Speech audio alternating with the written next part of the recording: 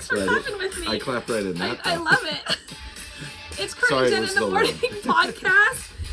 Curt is still out of town, and hot firefighter boyfriend Pat has graciously said he would fill in kind of last minute because I thought that Curt was going to be back over the weekend, and he informed me, we talked about this. I am not coming back until either tonight or tomorrow. Oh. But happy Monday. Yes. Let us get our little, see. I might be able to see from here. You can see, honey, but you can also wear your glasses. We'll see. Literally. We'll see. One or the other. Okay, let's see. There's so many things to talk about. No bouncing. I always bounce. We're in Cedro Woolley at Pat's little house, so that's the fun backdrop. You see, Pat was stressing out trying to hang up a sheet and all the things, but I'm like, listen, welcome to my world. Authentic. This is just a natural background setting. We're in our natural habitat. It's a national day that Pat, you and I can celebrate, and only about half of the people, I think, in the world, but maybe just America. Half? It's half. Wow. Half. Okay. And that is, it's ex-spouse day. Yeah, well, congratulations, or whatever you say well, to we that. wouldn't have found each other if it weren't for us having ex-spouses. So there is that. But on a happier note, it's International Moment of Laughter Day, and we're here to help with that. Just a tad. I mean, we crack ourselves up. Yes. Hopefully you'll laugh you guys along laugh. with us. There is so much going on the show today. Let's see. We have... And I love all of it, by the way. Another alternative to egg decorating besides potatoes, because that was I don't know if you heard about that, Pat, but potatoes was the big thing to decorate instead of eggs, because eggs are so expensive. So there's something else.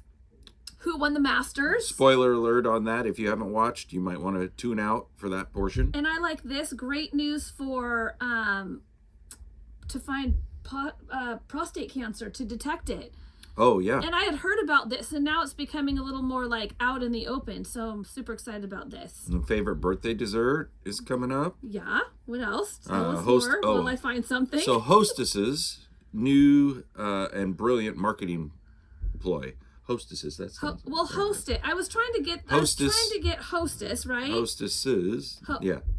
Keep going, because I'm finding my little music because I lost it already. Oh no. Keep going. Trick to hearing better in loud bars, and a new sport to bet on, which you guys would be surprised on that one, I think. I mean, I was kind of surprised. It's a little ridiculous. A little far out there. There's no question about it. Yeah. All right, here we go. We're hopping right in. So this is the spoiler alert thing. Yep. Spoiler alert. So, tune out if you have not watched the Masters. Yeah, and you're planning on watching it. But if not, I was rooting for this person because of that he hasn't won it, and it's been many years that he's made appearances, and that's Rory McIlroy. He won the Masters. And it was really dramatic, though. It was like where I had the stats in here. It was him against Justin. What's Justin's last name? I forget what Justin's last name is. That's terrible. Justin Rose. Rose, yeah. So they both finished at 11 under par.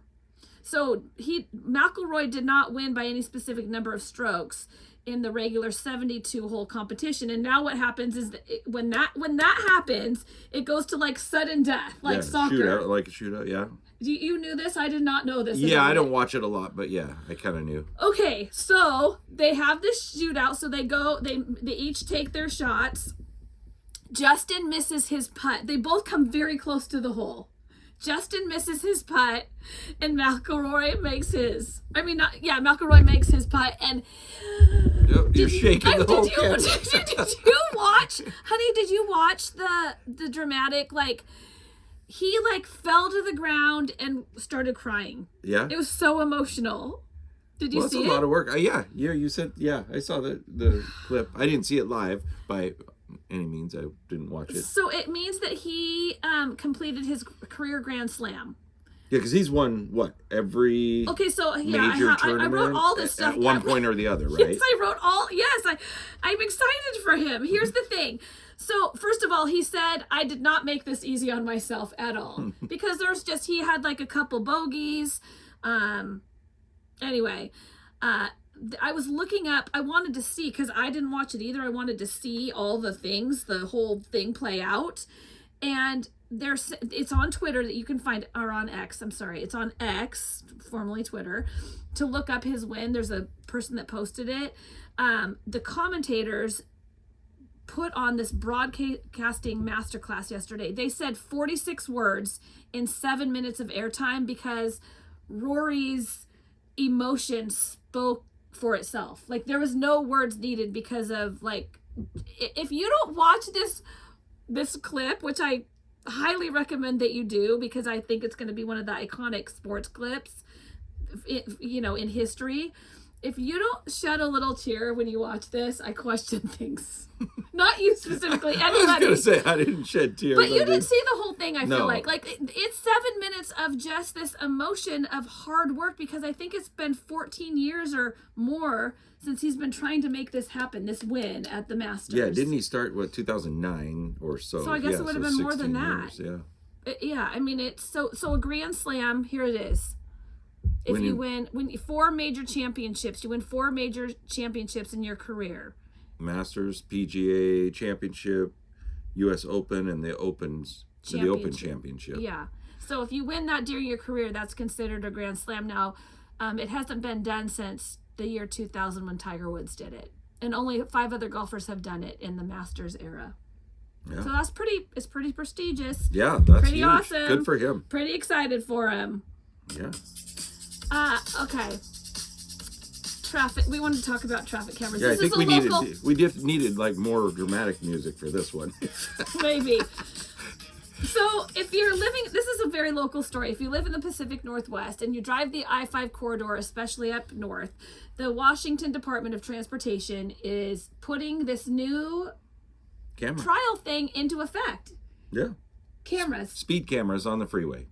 In a little segment of, like, up in my neck of the woods. What is that here. segment? What is the, from Mount Vernon to... I think if I remember right, I'm trying to remember where I saw them, but they're around Cook Road, a little bit north of Cook Road exit. So a little north of Burlington. We're talking about the Burlington, Washington area. North. It's way north on I-5. Well, and they just changed the speed limit. It was 70 miles. It was 60 miles an hour through Mount Vernon, Burlington area, and then they bumped it up just as you got outside of Burlington. They bumped it up to 70. Well, now they've changed that. That's how it's been for years and years and years. Now they changed it and they pushed it up to almost Cook Road before it turns to 70. So they've changed the speed limit, and then they turn around and they put these speed cameras up. So when we say speed cameras, we all are familiar with, like, red light cameras, right?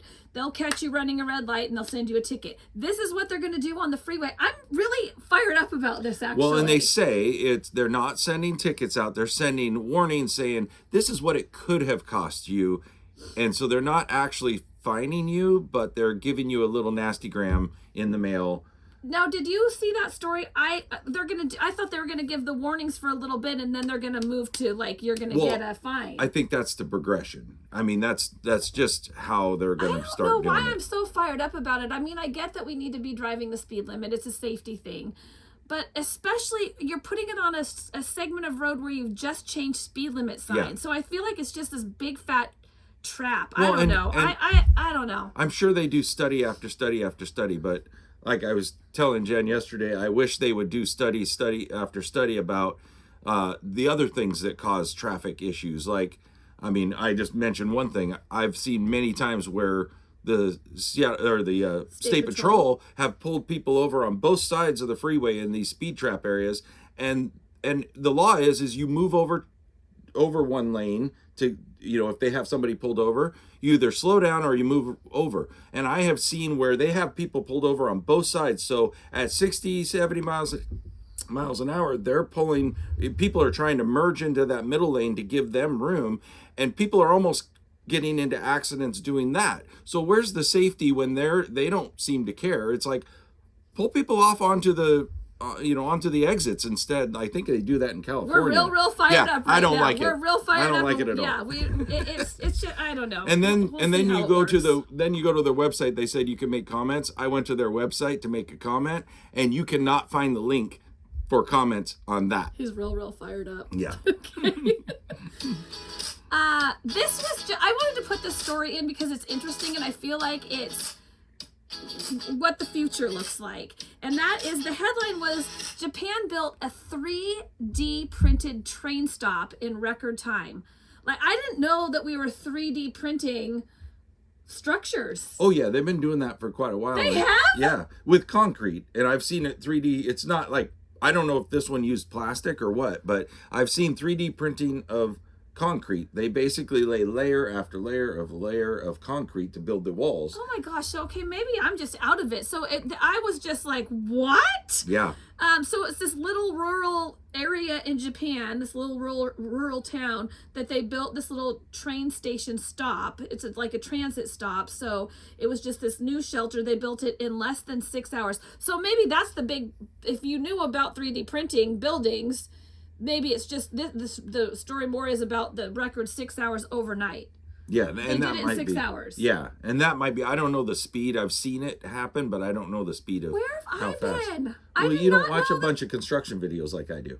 I had no idea that they were 3D printing. I mean, I think of the 3D printer that my friends have in their offices, not like Mega. Oh no, this is Mega. This has it goes around and literally lays, I don't know how wide, a certain width of concrete, and just layer after layer, and builds it up and up and up.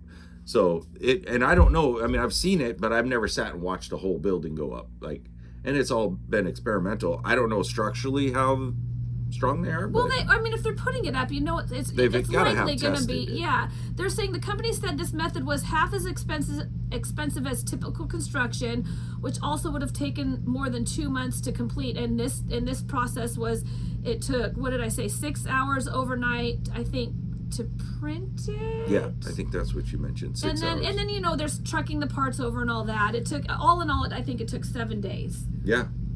Well, and you still got to put a roof. These are mainly walls. I don't know if they have figured out a way to 3D print. A new shelter. Well, maybe I'd have to see it to see how they did that. We'll have to look it up, but I'm telling you what, I had no idea about the printing, so that's news to me. And then they're doing it even faster. Yeah. So there you have it. I love this. I love this for many reasons, but it could be possible to turn the tide on prostate cancer with a relatively cheap at-home saliva test that has outperformed standard blood tests detecting the cancer. Yeah. Did you know this was coming? Because I was sitting at a table at a meal, and I think it was my nephew that had mentioned this. Like, they're starting to do tests for cancer that are saliva that are so easy and so accurate. That's the accuracy is the key. I mean, if it's more accurate than our current testing, that's huge, and it's easier so that people could do it just over the counter. Grab it, keep an eye on themselves. They've done a lot of research on it. Let's see what it said. The spit test not only excelled in identifying aggressive cases of prostate cancer, one of the most common cancers for men, it also produced fewer mistakes. This is based on all the research, and that's significant because the typical blood test, blows my mind. The typical blood test for prostate cancer is notoriously unreliable. Roughly 3 in 4 cases are false positives. Yeah, because let's just look at the number of the PSA, and if it bumps up above a certain range, they go, oh well, you might have a problem, and then you got to go through all the testing to determine. I didn't ask you this beforehand, but I think you're pretty open about talking about it. I mean, you're watching your PSA. You have to be careful about that. Technically, I've already been technically diagnosed. Yeah. With my cat. Well, it's one of those things. They question whether, even at my stage, whether they want to call it cancer or not. It's like pre-cancer. It's yeah. But ultimately, every male, my doctor said, every male will have prostate cancer in their lifetime if they live long enough. It's just a question. It probably won't kill you as long as you keep up on it, but it's just in our genes. Yeah, it's in your genes. Get your prostate. Literally. It's literally in your genes. Ba-dum-bum. Okay, we're going to talk about texting and about using abbreviations in texting, and the whole thing is about the abbreviations you use. Is it rude? So the example they use is like if you write out THX for thanks instead of writing thanks out.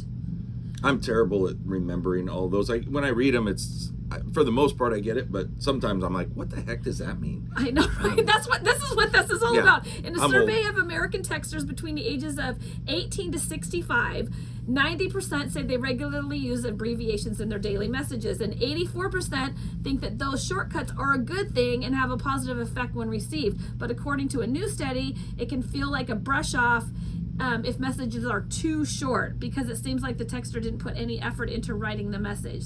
So they're talking about like PLZ for please, SRY for sorry, TY for thank you, or IDK for I don't know. And when my girls text me one letter, the K, I'm like, put more, like I get frustrated with them when they say K. Anyway, people they're just saying it doesn't mean you should stop using abbreviations. It just means put a little more thought into your text, don't you think? I do. I mean, like if I'm saying okay, sometimes I'll just send okay, but normally it's okay, thank you, or something, so that it's like I'm not just brushing you off. But yeah, I don't know. Okay, so there's a bunch of other things that went with this article that I'm gonna just put in a big little nugget here. There's been stories about punctuation. If you use punctuation, it could be come across as rude, unfriendly, or angry. Get over it. I mean, it's a Come on. punctuation. Yeah. There are also times when people think certain things shouldn't be expressed over text. I'm a huge believer in that, No, but that's the default. That's people's default lately. It is. It's easy to hide behind a screen and write out messages. I mean, in It's some like, ways, I guess it makes people more open to express what they're feeling, but it can definitely lead to interpretation issues. well, and you don't even know the Especially tone. if they're worried that because I put a period at the end of it, Right. that I'm yelling. Really? Someone told me, I can't remember who, it might have actually been my daughters. Yeah, I think it was because About saying thank you. Just write out thank you. It means more. It's like thank you. Like you're putting more, and the I love you instead of just saying love you. I love you. yes. I sometimes do the quick love you, but I need to. Yeah, that happens. I mean, I love you is I we love know, you. yeah. Okay. Oh, music. See, gee, you're doing okay. I was doing pretty good there, and then really I just good. the wheels fell off the bus. Okay, I like this story. I like it. Instead of decorating eggs for Easter because eggs are so expensive, and as an alternative to that we had for that potatoes was the big thing. Now, marshmallows. Decorate marshmallows. I'd have to see that. I mean, do they not disintegrate when you dip them? Or do you just like put... You paint, it's like you paint paint them. it on. Jet Puffed wants you to dye marshmallows instead of eggs this year. They sold kits at Walmart on the Walmart's website over the weekend for $2 each. It was, I guess it was just on Walmart. They sold out immediately, and I looked at the picture. I'm like, I totally would have bought it. It was the cutest packaging. It came in an egg carton, and you got little paints that were, obviously edible. So you got, this is what it said. You got a pink egg carton to dry them in, a label on it that says farm fresh marshmallows, and they're little those little paints that painted it as Easter bunnies and cute little polka dot things. I love how she gets excited about stuff like that. Me, it's a tool or something, but she's looking at decorating egg kits. I just think it's a great idea and good for Jet Puff for like, okay, eggs are expensive, but marshmallows are not. Yeah. Good on them. I wish I would have gotten one of those. More sugar, not quite as good for you. One of those marshmallow kits. We egg decorate. We've decorated the 2 Easters we spent together. Yeah. We've decorated eggs. Yeah. It's a tradition with my kids, and I love it. And Pat participates. All right, the question of the day: your favorite birthday dessert? Mm-hmm. What's your favorite birthday dessert? Oh, mine. It's definitely the pistachio Butterfinger dessert that I make. Pat makes this delicious pistachio, and I don't even like pistachios that much. Pistachios, Butterfingers, ice creams in it. It's this whole ice cream cake that is yummy, yummy, yum sticks. Good stuff. So that is your birthday treat. That's your number one. Oh yeah, I'd have that every time. I've had it multiple times for my birthday. My mom's used to be German chocolate cake. I like German chocolate cake too. I mean, there's not a lot. But of hers desserts has I don't. changed since she had your pistachio ice cream cake. That is now her favorite dessert. There you go. Congratulations. All right, you weighed in on this on Facebook, and here are some answers. Marilyn said cheesecake. My mom used to make one for my birthday every April for her birthday. And Rita, Janelle, and Andrea, they all said cheesecake as well. Yeah, Heather is key lime pie, and Carrie something chocolatey, caramely, and gooey. Very nice, Carrie. Carrie's birthday is coming up this week, so we're gonna have something chocolatey, caramely, and gooey for her. Phil said peach pie. Becky said creme brulee and key lime pie. Another key lime pie vote. Yep. Lisa said white or lemon cake with raspberry filling and whipped cream frosting. Yum. That's good. Dorothy, I'm actually partial to Dorothy's here, the pineapple upside down cake, like my mom made, she said. I do enjoy pineapple upside down cake. I used to make that with my grandmother. I haven't had it in ages. Susie also said pineapple upside down cake with lots of cherries baked in the pan, pan, and her mother gave her the recipe. Or gave her with the recipe. Oh, her mom gave her a pan with the recipe. Oh, that's sweet. Nice. I easily eat the entire cake. I could do without the cherries.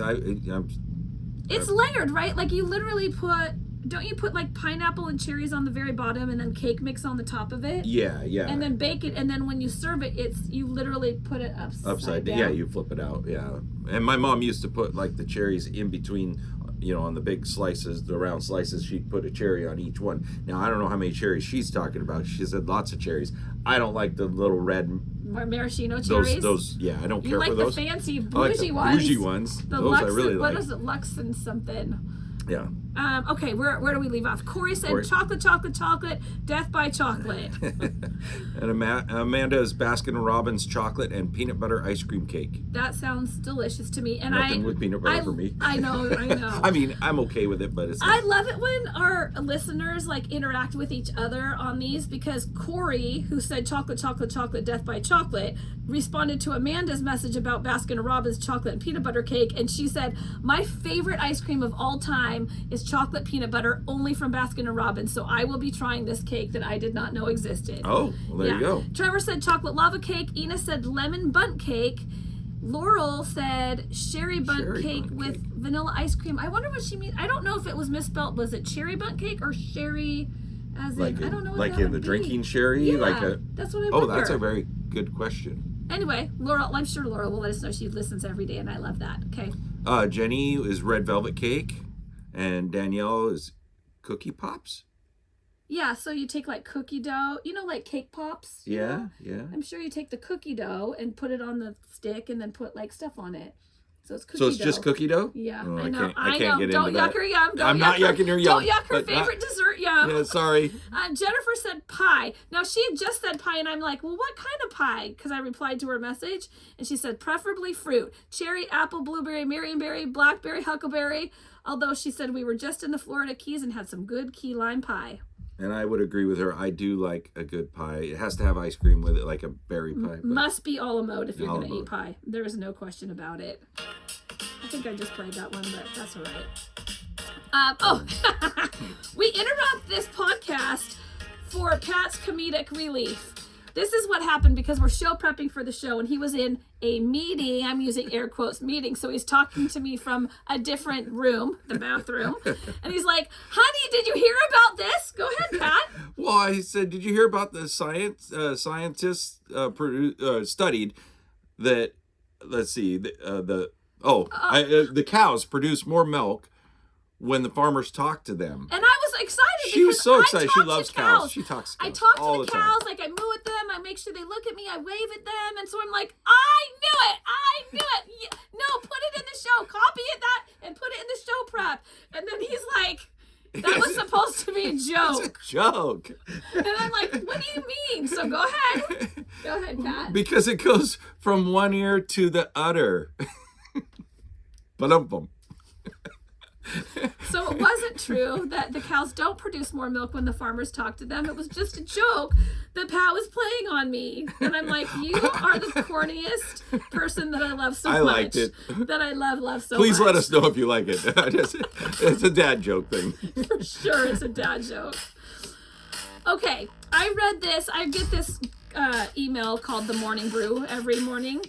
And it's full of like a lot of business news, but it often has like these fun little stories. And it said, Hostess's new marketing ploy, which I believe is brilliant.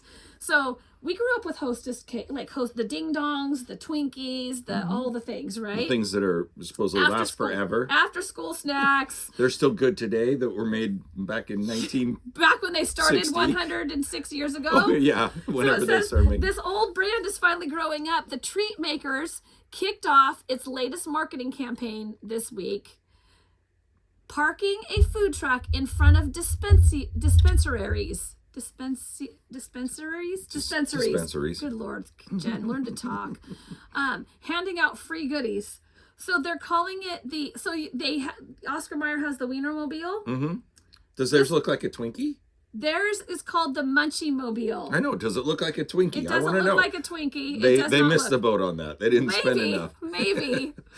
And it's just dispersing snack cakes and Twinkies at various stops. It's on the East Coast right now. Hopefully it'll come to the West Coast. It belongs here. I mean, the West Coast, we got it all legal here.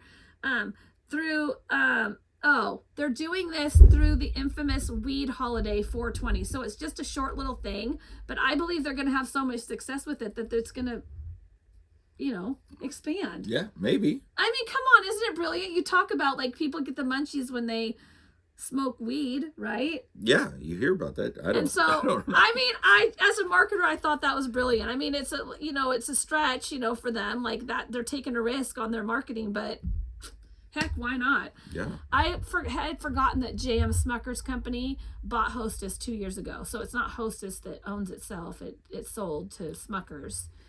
And they were hoping that they could, conquer the snack aisle, but because of the economy, people are eating less snacks. So they're like, okay. I think it's economy, and a lot of people are more health driven. Yeah, that's true. That's true. Anyway, I also didn't know, I'm just putting this as a little FYI because I did not know, and I'll look for this. The company recently revamped the packaging of the Twinkies and the Ding Dongs and all that. I've seen that part, but they've introduced 2 new products. Donuts, the donuts, the powdered sugar donuts, and they have the chocolate ones. Yeah. They now have a new one. It's called Apple Cinnamon Fritter Rings. I wouldn't mind trying those. I know. I thought of you when I heard that. And then it'd be worth trying. Quality-wise, who knows? But yeah. And then they also have a mini version of the classic chocolate cupcakes. So I think, the ones with the little squiggly white things on it. That's what I know is the Hostess chocolate cupcakes. Aren't those Ding Dongs? No, the Ding Dongs are the round ones that are covered all in chocolate and have the filling in the middle. I thought they had the squiggly on top too. No, though. It's a cupcake. Yeah, Ding so Dongs I'm not are up plain. on my You're up on your Hostess on treats. my Hostess treats. You talk to me about the Hostess treats, honey. I know my Hostess I've gotten treats. bougie now. I want real things like homemade desserts. Homemade right? desserts. That's right. All right. After all this talk about birthday desserts and Hostess, here's this. Let's go into Jelly Roll. And then we're talking about the singer now. Yeah, right. Yes, not the Jelly Roll. Not the actual Jelly Roll. Recently announced that he's down almost 200 pounds. He appeared on Pat McAfee's primetime special, and Pat asked him about his weight loss journey, and he basically said he started at 540 pounds. Okay, Can you imagine that? Pat, you deal with people that are heavier in weight, and I mean, when you're that heavy, it's hard to move your body, right? Yeah. It's hard to move your body, and Jelly Roll is putting in, because you said, how's he doing? Is he taking drugs? I don't believe that he is. Either the drugs or did he have the surgery? Or have the surgery. That's right. That's what you asked. And I'm like, I'm pretty sure that he did not. And that he's doing it the natural way. He's moving his body. And he's Jelly Roll and he's famous and he has a lot of money. So he has a personal chef. So he's doing the right things, helps. Eating. But anyway, so he started at 540 pounds and... Oh, and he's down to 357 pounds as of the morning of this interview. Yeah. And he just flexed a little for the crowd, and the crowd went wild. Yeah, he's going to lose, I love this, he's going to lose another 100 pounds so that he can go skydiving with his wife in Sweden. In Sweden. Yeah, his wife... I still don't understand Bunny. that. Why jump out of a perfectly good airplane? Well, there is that. But according to most normal skydiving procedures, the max weight you can be is 250 pounds to jump out of an airplane. So... He's doing it for himself, but he's also doing it I love that goal, right? I'm going to lose 100 more pounds so I can do this with my wife. That's awesome. I love that. Good for you, Jelly Roll. He's just doing some real good he for does himself. Some real amazing stuff. I didn't know his background. Jen kind of filled me in a little bit because she looked it up, and he's for being incarcerated before. He wasn't incarcerated for anything real serious, but he spent time in prison, but right away in prison when he was young, actually, right? Well, he served one year. Was that it? And it could have been a 20-year sentence. Yeah. He got sentenced to 8, served 1 year, got out, and ever since he got out, his right out, since then, he has been doing all this like literacy good stuff push for, and he even did it he started things in jail. I thought you said that. I can't remember. Maybe not. I think it was later.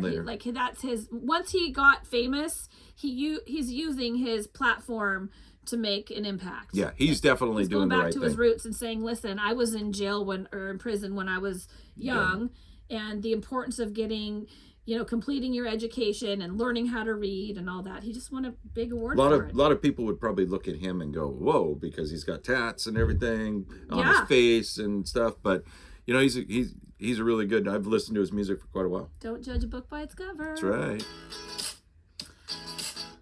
Okay, this is good for you, honey, because you have some hearing loss. What?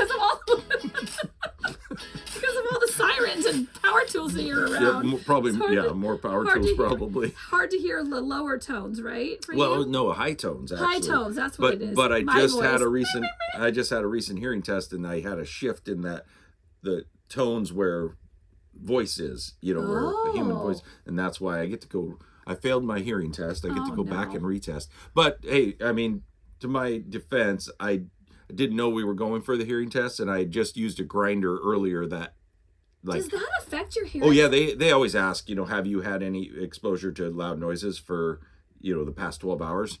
And I don't know if that made a difference, but we'll see when I go to retest. Okay. Well, science found a trick to help you hear better in loud bars. I'm going to try this. I'm going to try this when I'm taking my test. Okay, talk about this. Well, they say that tapping your fingers, which I question, I don't know if I'd get away with it in my little hearing test, because I'm not tapping I'd be tapping on probably my leg or something. So researchers in France tested people's hearing by having them listen to someone talk, but made it harder by adding background noise. For some reason, they could pick out more words in each sentence when they tapped their finger. So one finger, not many.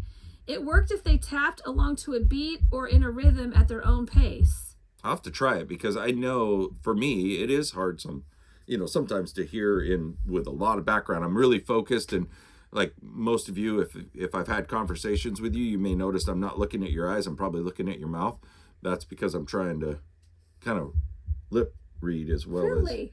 I did that when I had good hearing as a machinist. I used to, in the loud noise area, I used to look at their lips, because in a loud noise area, I couldn't necessarily hear, even when I had good hearing, because we'd have earplugs in and so on and so forth. And so I got in the habit of looking at people's lips, which isn't good, I did but not know that. I just learned something new about you. Yeah. Okay. So anyway, yeah. So tapping your finger, they think it comes down to how our brains are wired. The part that controls fine motor functions is somehow intertwined with the part that controls hearing. Isn't that so interesting? They say tapping or moving to a melody can help your brain tune out all the background noise. So the next time you can't hear because of the music might be too loud, try tapping your foot. Well, they said tapping finger, though. Try tapping your foot to see if it helps. I wonder if it's just tapping. It's just tapping in general. Okay. Well, there you go. Something experiment. to try. This is what I love about the podcast, for real, because I learned so many things that I wouldn't normally learn by doing some show research to find, fun topics to bring to people. Yeah. So hopefully you enjoyed as much as I do. Oh, this is aggressive. There's aggressive, yeah. I don't know if the story matches. I don't know. Well, here's the thing. People magazine actually put this little story out. If you are seeing long lines outside your local Trader Joe's, it might be because the grocery store chain's viral $2.99 mini tote bags are making a huge comeback. So they're canvas bags. They first came out in February of 2024. They became available again this month. They're canvas tote bags with straps and the company's logo in a variety of new pastel hues. They sold out in 15 minutes at some locations after the bag fans began lining up at 4 a.m. to get them. That's crazy. And they're mini bags. They're like Okay, you know size better than I do. 13 inch? Yeah. 13 inches. 13 by 11 by 6. So they're tiny, right? They're like a little bigger than a piece of paper? Yeah, well, 8 by 11 is a piece of paper. Okay. So I'm like, okay, these are not functional grocery bags. Maybe for Trader Joe's, because maybe you're just getting a few things. Anyway, here's the bottom line. They're super popular, obviously, because they're selling out. But people are buying them and then showing them off on TikTok, and others are using them as a side hustle. Several eBay sellers are trying to resell these $3 bags for $1,000. I wonder how they're doing on that. I just can't believe it. Like, really? But I want to see the cute bags in person. I did see a picture of them. They are very cute. Yeah. I'll say that. Yeah. Okay, this next story. Oh, this is that's a good intro I for know, this one. Right? I mean, okay, so this is a new sport that you can bet on. Yeah, Well, believe it or probably not. bet on. Believe it or not. Okay. It is called what, honey? Oh, I lost my sweat. You can just say it. It's a sperm racing league. The newest sport you didn't have on your bingo card for this year is sperm racing. A startup in LA says it's launching its first sperm racing league, and they're saying this is not a joke. They're live streaming the first event on April 25th. What? I think it still is a joke. I mean, it may be real, but it's a joke. I mean, it really, come on. They're okay. I don't see it going very far. I mean, literally, they could probably only go that far. They go farther than that, honey. They want to see, they're trying to prove which man has the fastest swimmers. Wow. That's incredible. Let's back up. They're live streaming their first event on April 25th from the Hollywood Palladium Theater.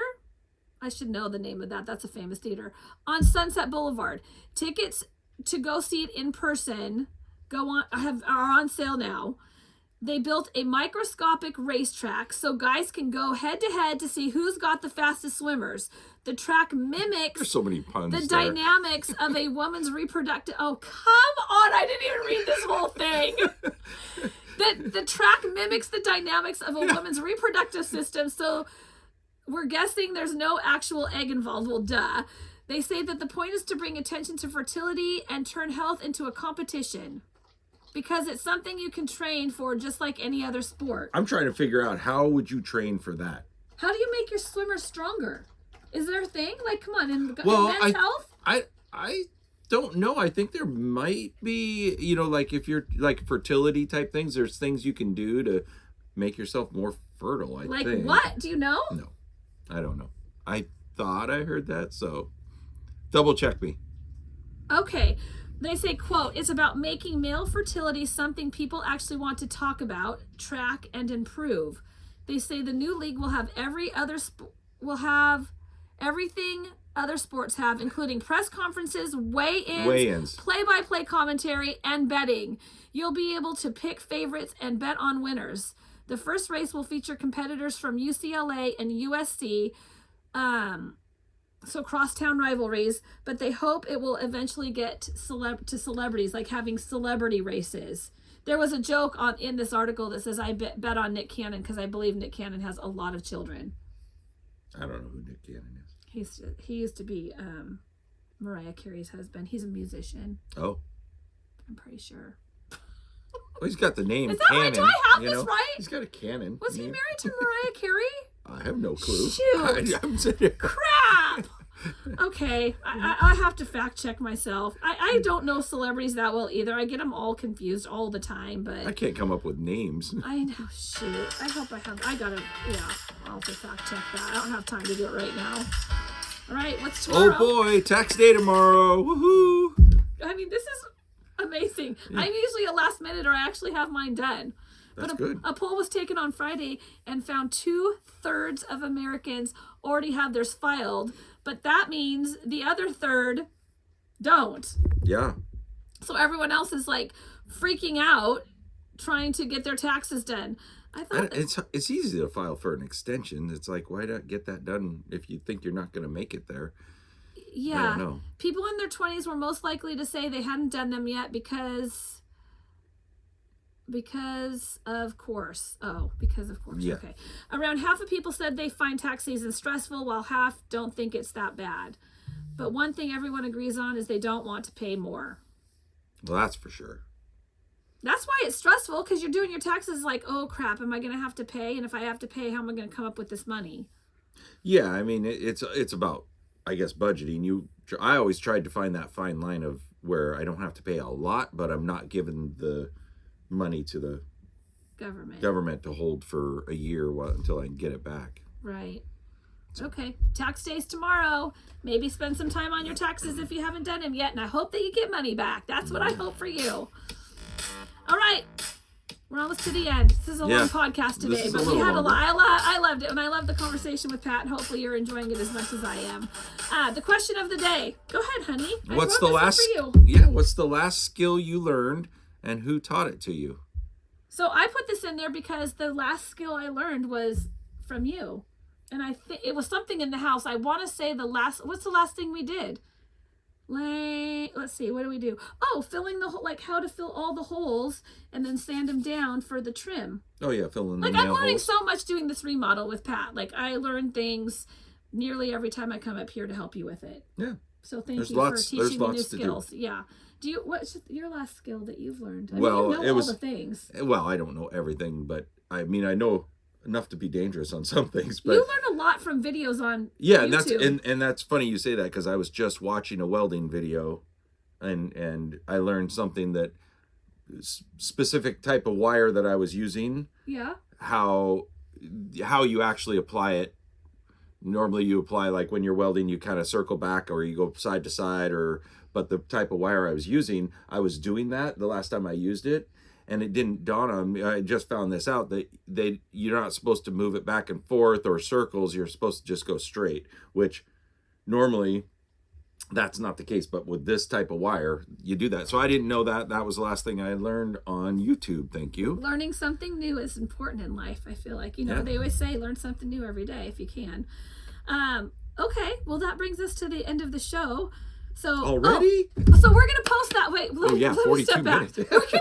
we're gonna post that question on the Curt and Jen in the Morning Facebook page. So if you don't already follow us, please head there, follow us, so that you get that Subscribe. question. Well, that's to the actual podcast itself. For Facebook, we just want you to follow us. Oh. Then you get the question. I usually post it on my personal one, Jen Pirac. You can follow me on my personal page and you'll get it. What's the last skill you learned, and who taught it to you? You can also just comment on the podcast platform you're on right now. That will work as well. So Pat, thanks for co-hosting with me, stepping in last minute. I appreciate you so much. Thank you for listening and watching, letting us be part of your world. Please be sure to hit the thumbs up button, the heart button. All of that interaction that you do for us helps our podcast. You can follow, like you said, subscribe. Yep. All the things. We'll have all that's free to do. You don't have to pay to do our podcast. We have new episodes Mondays, Wednesdays, Fridays, so we'll see you on Wednesday with a new episode. Curt will be back. Until then, make good choices, find joy, spread kindness, and laugh. Of course, it's International Moment of Laughter Day, so laugh. It's good for the soul. Have a good one. See ya.